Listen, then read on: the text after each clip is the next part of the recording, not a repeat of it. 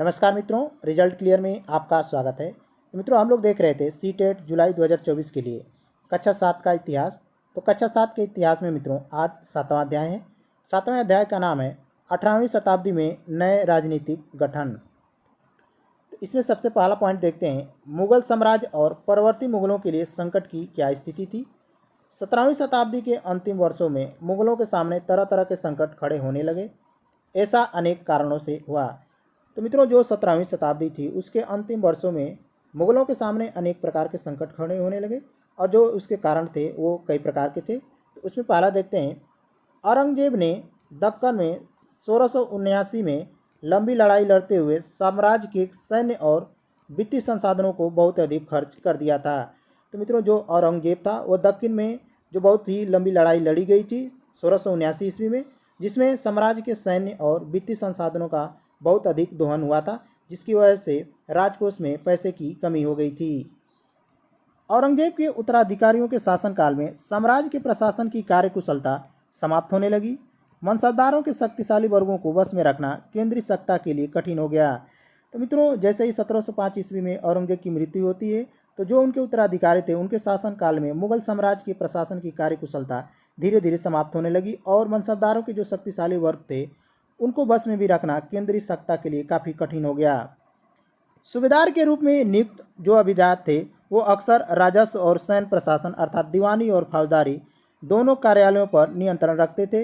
इससे मुगल साम्राज्य के विशाल क्षेत्रों पर उन्हें विस्तृत राजनैतिक, आर्थिक और सैन्य शक्तियाँ मिल गई। तो मित्रों, जो सूबेदार के रूप में नियुक्त होते थे अभिजात, वो राजस्व और सैन्य प्रशासन अपने पास रखते थे, जिसकी वजह से मुगल साम्राज्य के विशाल क्षेत्रों पर उन्हें विस्तृत राजनीतिक, आर्थिक और सैन्य शक्तियाँ मिल गई थी। जैसे जैसे सूबेदारों ने प्रांतों पर अपना नियंत्रण सुदृढ़ किया, वैसे वैसे राजधानी में पहुंचने वाले राजस्व की मात्रा में कमी आती गई। तो मित्रों, जैसे जैसे ये सूबेदार थे अपने प्रांत पर नियंत्रण करते गए, वैसे वैसे राजधानी में जो था राजस्व पहुंचता था अर्थात जो पैसा रुपया पहुंचता था उसमें कमी आने लगी। इस आर्थिक और राजनीतिक संकट के बीच ईरान के शासक नादिर शाह ने 1739 में दिल्ली पर आक्रमण कर दिया। तो मित्रों, जैसे ही मुगलों की आर्थिक स्थिति खराब होने लगी, इसी बीच ईरान के जो शासक थे नादिर शाह ने 1739 में दिल्ली पर आक्रमण कर देते हैं और नादिर शाह ने 60 लाख रुपए, कई हज़ार सोने के सिक्के, लगभग 1 करोड़ रुपए के सोने के बर्तन, लगभग 50 करोड़ रुपए के गहने, जवाहरात, तख्ते ताउत अर्थात मयूर सिंहासन को अपने साथ लेकर के चला जाता है। नादिर शाह के बाद अफगान शासक अहमद शाह अब्दाली ने 1748 से 1761 के बीच 5 बार उत्तर भारत पर आक्रमण किया और लूट मचाई। तो मुगल शासक जैसे ही कमज़ोर हो जाते हैं, नादिर शाह के बाद अफगान शासन अहमद शाह अब्दाली आता है और वह 1748 से 1761 के बीच 5 बार उत्तर भारत पर आक्रमण किया और बहुत सारे यहाँ से सोने, चांदी और गहने जवाहरात लेकर के जाता है। ईरानी और तुर्की अभिजातों ने मुगल बादशाह फर्रुखसियर और आलमगीर द्वितीय की हत्या कर दी। 2 अन्य मुगल शासकों अहमद शाह और शाह आलम द्वितीय को अभिजातों ने अंधा कर दिया। तो मित्रों, जैसे ही मुगल शासक धीरे धीरे कमज़ोर होते गए तो ईरानी और तुर्की अभिजातों ने भी मुगल शासक फर्रुखसियर और आलमगीर द्वितीय की हत्या कर देते हैं और जो 2 अन्य मुगल बादशाह रहे अहमद शाह और शाह आलम द्वितीय को भी अभिजातों ने अंधा कर देते हैं।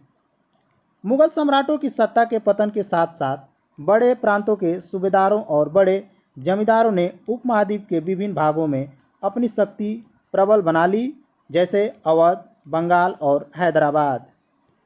अब देखते हैं राजपूतों के बारे में। बहुत से राजपूत घराने, विशेष रूप से अंबर, जोधपुर के राजघराने मुगल व्यवस्था में विशिष्टता के साथ सेवारत रहे थे। तो मित्रों, मुगल शासनकाल में अंबर और जोधपुर के राजघराने राजपूत कार्य कर रहे थे। 18वीं सदी में इन शासकों ने अपने आसपास इलाकों पर अपने नियंत्रण का विस्तार करने के लिए हाथ पांव मारने लगे। तो जैसे ही मुगलों का धीरे धीरे पतन होने लगता है मित्रों, तो 18वीं सदी में ये अंबर और जोधपुर के जो राजघराने राजपूत थे वह अपने आसपास इलाकों पर नियंत्रण का विस्तार करने के लिए हाथ पांव मारना शुरू कर देते हैं। जोधपुर के राजा अजीत सिंह को गुजरात की सूबेदारी और अंबर के सवाई राजा जय सिंह को मालवा की सूबेदारी मिल गई। बादशाह जहादर शाह ने 1713 में इन राजाओं के इन पदों का नवीकरण कर दिया। तो मित्रों, जो जोधपुर के राजा अजीत सिंह थे उनको गुजरात की सूबेदारी मिल जाती है और अंबर के जो राजा थे सवाई राजा जय सिंह को मालवा की सूबेदारी मिल जाती है और इनको मान्यता बादशाह जहादर शाह ने 1713 में दे देता है। जोधपुर राजघराने ने नागौर को जीत लिया और अपने राज्य में मिला लिया। दूसरी ओर अंबर ने भी बूंदी के बड़े बड़े हिस्सों पर अपना कब्जा कर लिया। तो मित्रों, जो जोधपुर के राजघराने थे वो लोग नागौर को जीत लेते हैं और अपने राज्य में मिला लिए। दूसरी ओर जो थे अंबर, उन्होंने भी बूंदी के बड़े बड़े हिस्सों पर अपना कब्जा कर लेते हैं। सवाई राजा जय सिंह ने जयपुर में अपनी राजधानी स्थापित की और उसे 1722 में आगरा की सूबेदारी दे दी गई।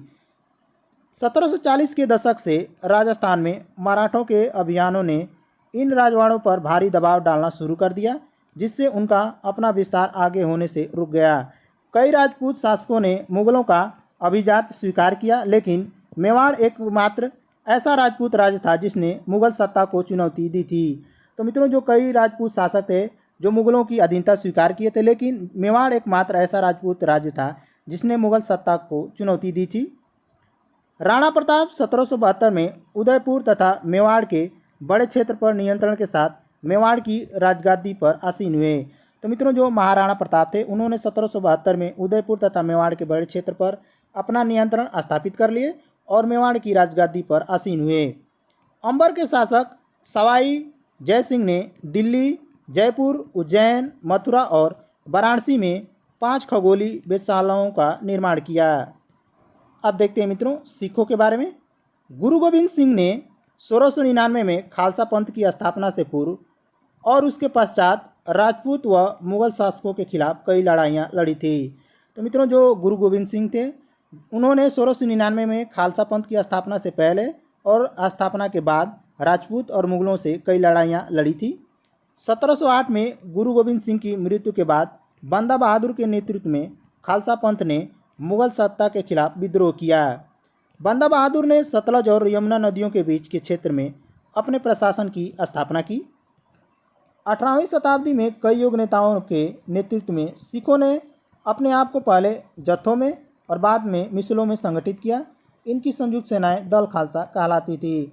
तो 18वीं शताब्दी में मित्रों कई युग नेताओं के नेतृत्व में सिखों ने पहले अपने आप को जत्थों में संगठित करते हैं और बाद में मिसलों में संगठित करते हैं और इन्हीं के संयुक्त सेनाएं गठित की जाती है, जिसको दल खालसा कहा गया। दल खालसा दीपावली और बैसाखी के पर्व पर अमृतसर में मिलते थे। तो मित्रों, जो ये दल खालसा था वह दीपावली के पर्व पर और बैसाखी के पर्व पर अमृतसर में मिलते थे, जिसमें एक बैठक होती थी और यह बैठक सामूहिक निर्णय लिए जाते थे। तो इस बैठक में सामूहिक निर्णय लिए जाते थे जिन्हें गुरुमत्ता कहा जाता था। सिखों ने राखी व्यवस्था स्थापित की, जिसके अंतर्गत किसानों से उनकी उपज का 20% कर के रूप में लेकर बदले में उन्हें संरक्षण प्रदान किया जाता था। जो सिख थे वो राखी व्यवस्था स्थापित करते हैं, जिसके अंतर्गत किसानों से उपज का 20% कर के रूप में लिया जाता था और उनके बदले किसानों को संरक्षण प्रदान किया जाता था। खालसा पंथ ने 1765 में अपना सिक्का गढ़कर सार्वभौम शासन की घोषणा कर दी। तो मित्रों, जो खालसा पंथ था वो 1765 में अपना सिक्का जारी कर देते हैं। 18वीं शताब्दी के अंतिम भाग में सिख इलाके सिंधु से यमुना तक फैले हुए थे। ये क्षेत्र विभिन्न शासकों में बटे हुए थे। इनमें से एक शासक महाराजा रणजीत सिंह ने विभिन्न सिख समूहों में फिर से एकता कायम करके 1799 में लाहौर को अपनी राजधानी बनाया। अब देखते हैं मित्रों मराठा के बारे में। तो मराठा राज्य एक अन्य शक्तिशाली क्षेत्रीय राज्य था जो मुगल शासन का लगातार विरोध करके उत्पन्न हुआ था। शिवाजी का जन्म 1630 में शाहजी और जीजाबाई से हुआ था। अपनी माता और अभिभावक दादा कोंडदेव के मार्ग निर्देशन में शिवाजी कम उम्र में ही विजय पथ पर निकल पड़े। बीजापुर और मुगलों के खिलाफ उनके कारनामों ने उन्हें विख्यात व्यक्तित्व बना दिया था। शिवाजी अपने विरोधियों के साथ प्रायः गोरिल्ला अर्थात छापामार युद्ध कला का प्रयोग करते थे। तो मित्रों, जो शिवाजी थे वह अपने विरोधियों के साथ गोरिल्ला युद्ध अर्थात इसी को छापामार युद्ध कहते हैं, इसका प्रयोग करते थे। शिवाजी ने चौथ और सरदेशमुखी पर आधारित राजस्व संग्रह प्रणाली की शुरुआत की और इसकी सहायता से उन्होंने एक मजबूत मराठा राज्य की नींव रखी।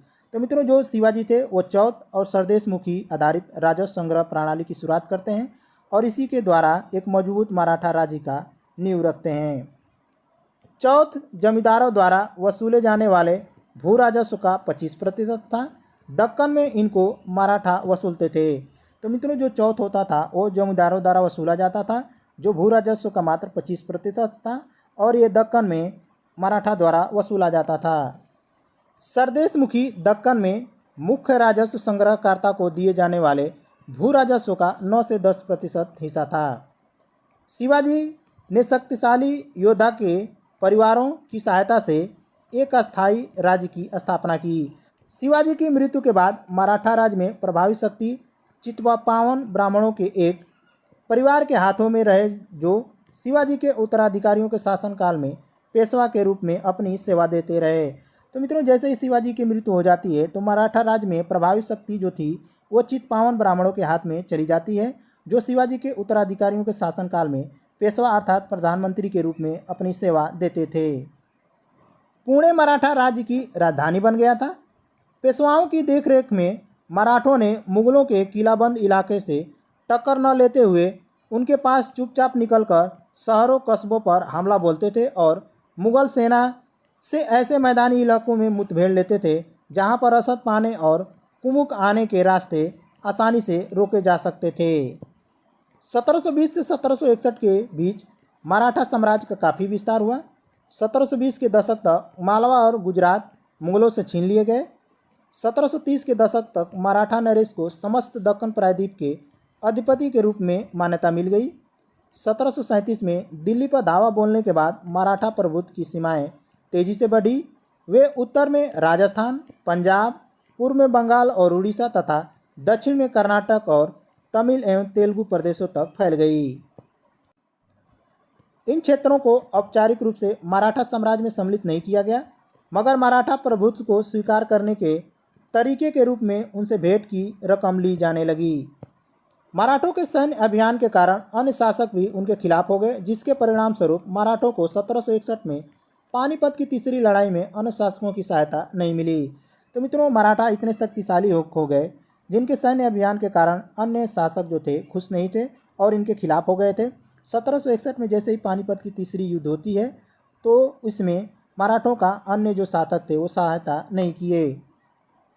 मराठों ने धीरे धीरे भू राजस्व की मांग की और कृषि को प्रोत्साहित किया। तो मित्रों जो मराठा थे वो धीरे धीरे भू राजस्व की मांग करने लगे और कृषि को प्रोत्साहित किए, जिससे सिंधिया, गायकवाड़ और भोसले जैसे मराठा सरदारों को शक्तिशाली सेनाएं खड़ी करने के लिए संसाधन मिल सके। 1720 के दशक में मालवा में मराठा अभियानों ने उस क्षेत्र में स्थित शहरों के विकास व समृद्धि को कोई हानि नहीं पहुंचाई। तो मित्रों 1720 के दशक में जो मालवा पर मराठा अभियानों ने उस क्षेत्र में स्थित जितने भी शहर थे उसके विकास और समृद्धि को कोई हानि नहीं पहुंचाते हैं। जैसे देख सकते हैं कि उज्जैन सिंधिया के संरक्षण में और इंदौर होलकर के आश्रय में फलता फूलता रहा। ये शहर हर तरह से बड़े और समृद्धशाली थे और वे महत्वपूर्ण वाणिज्यिक और सांस्कृतिक केंद्र के रूप में कार्य कर रहे थे। तो मित्रों थे आज के प्रमुख वीडियो। मिलते हैं अगले वीडियो में, तब तक के लिए नमस्कार।